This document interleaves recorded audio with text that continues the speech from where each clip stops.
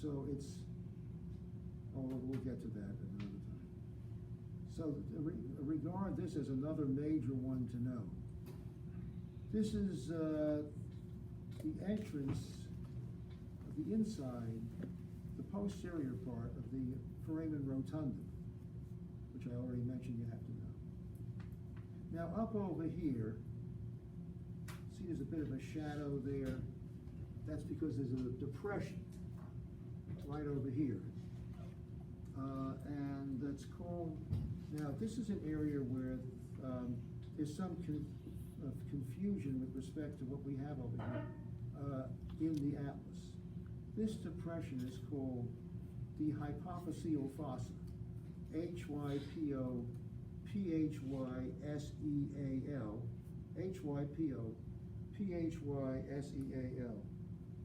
And the official international name for the pituitary gland is the hypophysis cerebri. So since hypophysis refers to the pituitary gland, you can also say, if you want to identify it using an English term, the pituitary, now the pituitary, this is important because the pituitary gland fits into this depression.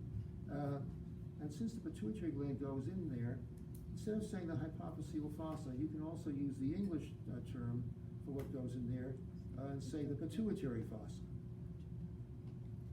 Then back here, behind that, there's an elevated area called the dorsum celli. That's correctly labeled in the atlas. Then here, these are called the anterior clinoid processes, which I think are labeled.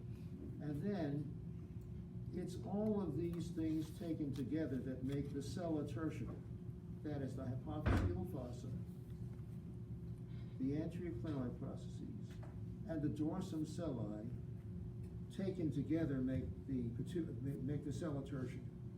So I think somewhere in the atlas there's a label in which there's a number in this depression, and it says sella tertiaca. Now that might have just been in an earlier edition. What does it say for this depression in this 7th edition? 29. Is there a number in there? 29.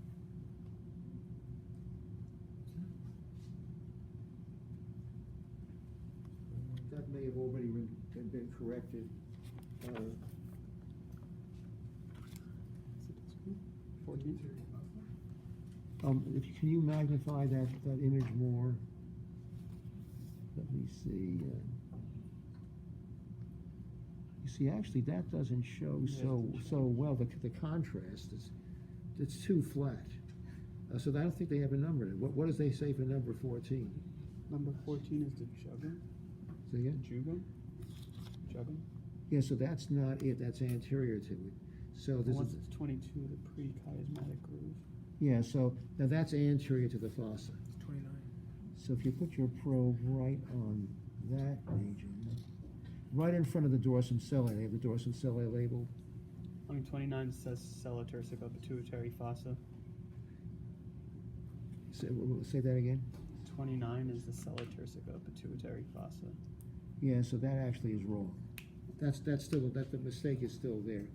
It should be pituitary fossa of the sella tertiaca. So in other words, the pituitary fossa is a subdivision of the sella tertiaca. So you say pituitary. What did it say? Sella tertiaca of the pituitary fossa. Yeah. Yeah, that's wrong because it implies that the sella tertiaca is in the pituitary fossa, but actually it's the other way around. The pituitary fossa is a subdivision of the sella tertiaca, and the sella tertiaca consists of the anterior clinoid processes, the hypophyseal fossa, and the dorsum celli, and there are also things sticking off the dorsum celli called posterior clinoid processes, but they don't show. So we'll just forget about those right now. So it's right over here, in a depression found right here, that the pituitary gland sits in life. In this fossa is a depression called the hypophyseal fossa, or if you prefer, pituitary fossa.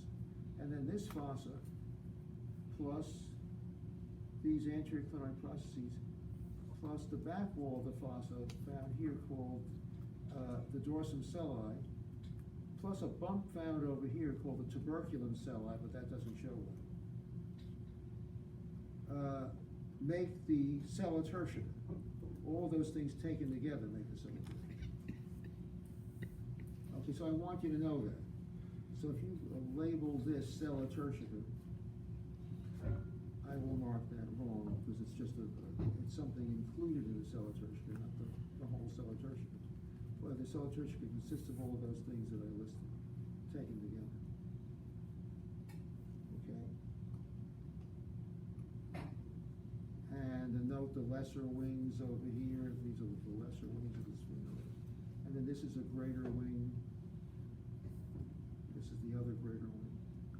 The foramen spinosum might get asked, but that has a lower probability of being asked. Because before I ask the foramen spinosum, I'm going to ask questions about the optic canal and the superior orbital fissure, and the foramen rotundum and the foramen ovale. And by the time I've asked all of those, I'll be out of, and plus greater or lesser wings of the sphenoid, plus the body of the sphenoid, plus sphenoid air sinuses, and things like that. I'll be out of questions on the sphenoid. So I could ask the rostrum of the sphenoid of the crest, but there's a smaller chance that I'll ask those than some of these other big deal things. Okay. All right, so what's this? It begins with a V. Vomer. Yeah, the vomer. This is a lateral view. The rostrum of the sphenoid articulates over here. On this, I'm just going to ask vomer. So that it's going to get a half credit, a half question. I will ask vomer for part A of one question and another small goal for part B. This is a vomer, an anterior view. Oh, the posterior, that's correct for this bone. Now here, we have the temporal bone. So let's go to the one in the atlas first. So in the temporal bone, you should know these major regions. The squamous portion of the temporal, the zygomatic process of the temporal bone, the mastoid process, and of course the external auditory meatus also, which can also be called the external acoustic meatus. Those are both correct. And then this is a little bit of a styloid process. So it is visible, so I really don't have to use that artist's conception of the temporal bone. If I want to ask the styloid process, I can ask it on this. But before I get around to asking styloid process of the temporal bone, I would have asked the squamous portion of the temporal, or the zygomatic process, or the mastoid process. And those all have a high probability of being asked. And the external auditory meatus has a high probability of being asked as well.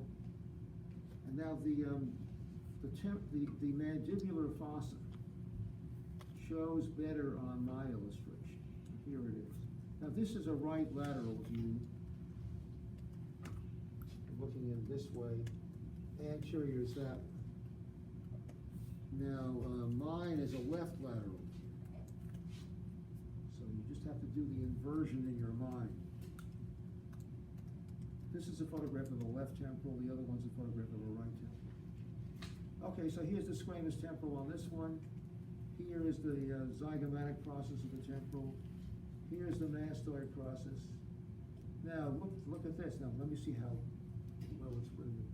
Yeah, there's more shadow than is necessary in there, but you can see there's a fossa here. This is called the mandibular fossa. And then the mandibular condyle goes into that, and when the two are articulated, you have the temporal mandibular joint. Now here we have the external auditory meatus, also called the external acoustic meatus. And now let's see, it's now 3:51 plus some seconds, so we're slightly over. So I'm going to stop here. Now, this is what just has to be done. It's possible to teach a graduate course just on cranial osteology, given all the different bones and so on, and the variations in different species, but we can't do that. We can't spend half a semester on the skull. So this is what you have to do.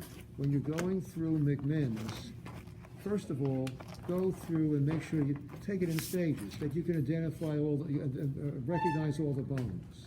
Then go through and recognize the parts of the bones, whether there are parts that you have to know, like the sphenoid bone and the temporal bone, and the occipital bone has parts also, the ethmoid bone. But for bones like the vomer and the nasal bones and the lacrimal bones, I'm just going to ask vomer or nasal or lacrimal, on those. Then go back and, after you can identify all the bones, go over the bones that have parts and make sure you can identify the parts, like greater and lesser wings of the sphenoid and the pterygoid processes and so on, and the foramina. Make sure that you can recognize all of these. And then for the big exam on the foramina, you have to know which nerve structures pass through which foramina, and what passes through other apertures, such as the fact that the external acoustic meatus, also called the external auditory meatus, just passes air and the occasional insect. And the apertures for the air sinuses just pass air as well, plus on occasion mucus, if you have a sinus infection. Not a sinus, mucus may be flowing through. So do that. And so I'll spend a little more time on these bones on Tuesday, but then we're going to have to go on to vertebrae. And by Thursday, I want to be on vertebrae.